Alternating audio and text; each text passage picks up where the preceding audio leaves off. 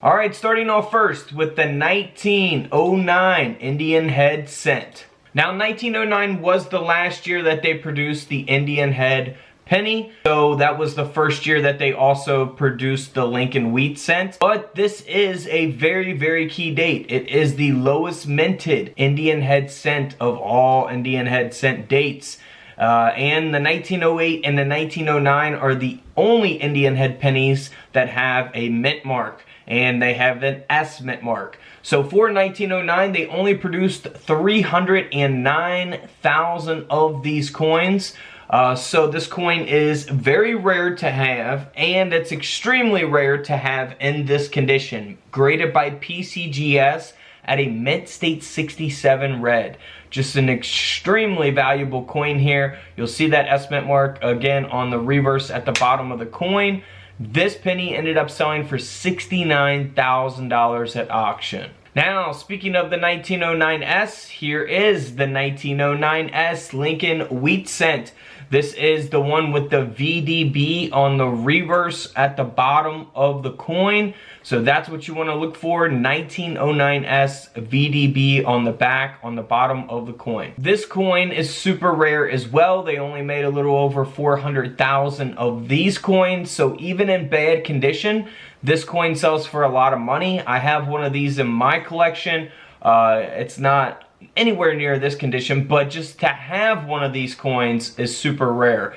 So even in bad condition, they sell for a lot of money. This coin in this condition, graded by PCGS at a mint state 67 red, sold at auction for $117,000. Now that is a lot of money.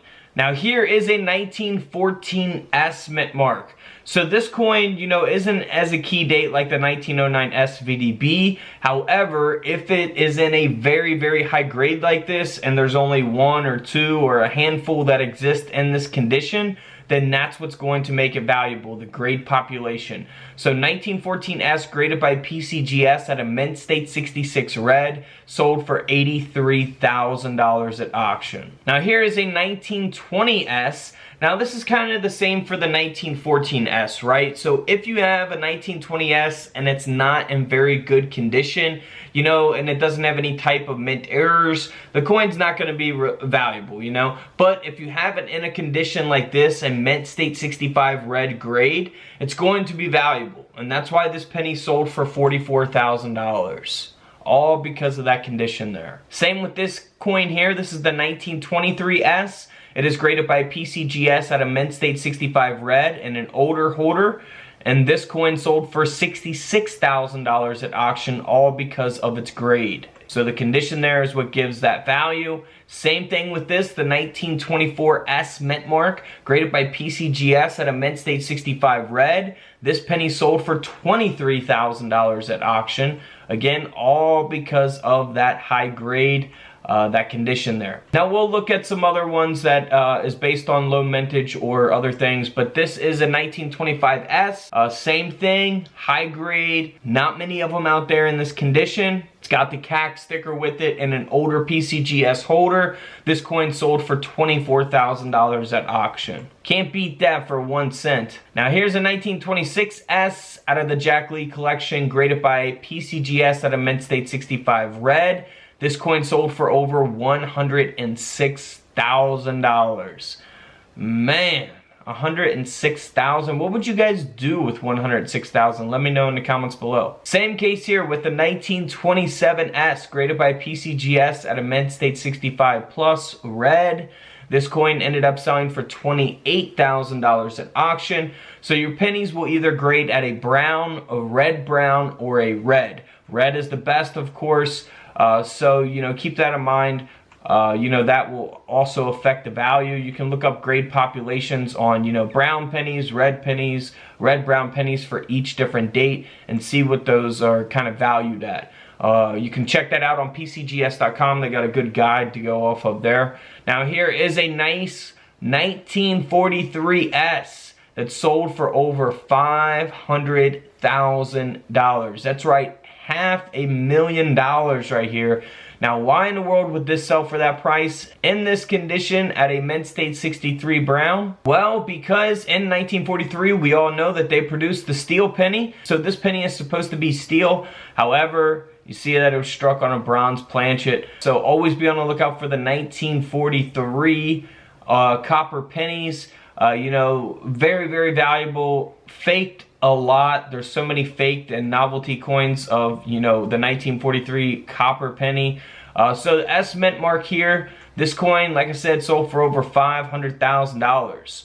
Now here is the 1944 wheat penny. So in 1944, they went back to producing those pennies in copper. So this is not supposed to be steel. However, it is. Only the 1943 penny is supposed to be steel. This is the 1944 penny. So this is the next year that was struck on the planchet from the previous year in 1943. So this coin ended up selling at auction for over $400,000, graded at a Mint State 66 by PCGS. Man, that would be amazing to be the person to have graded this coin and the last coin. I mean, that would be like, oh, my anxiety would be through the roof trying to grade a $500,000, $400,000 coin. I couldn't imagine. Now here is a 1969 S Lincoln Cent. This is graded by PCGS at a Mint State 64 red. What makes this coin very, very valuable is that it has that double die obverse. So you want to look for doubling on the lettering, on the date.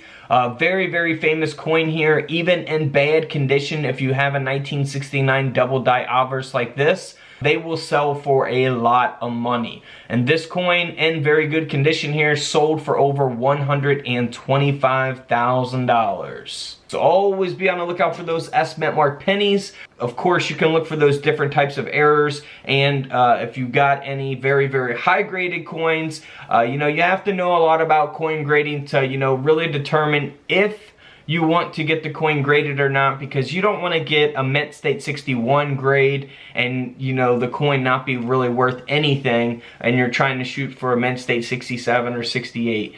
So keep that in mind. Look up the grade populations for each different coin and their mint mark. That will give you a better understanding of, you know, if the coin is worth getting graded or not. Alright guys, don't forget to subscribe in the middle. Feel free to check out the videos to the left of me. And until tomorrow, I'll see you guys in the comment section below. This is Couch Collectibles and this is where I disappear.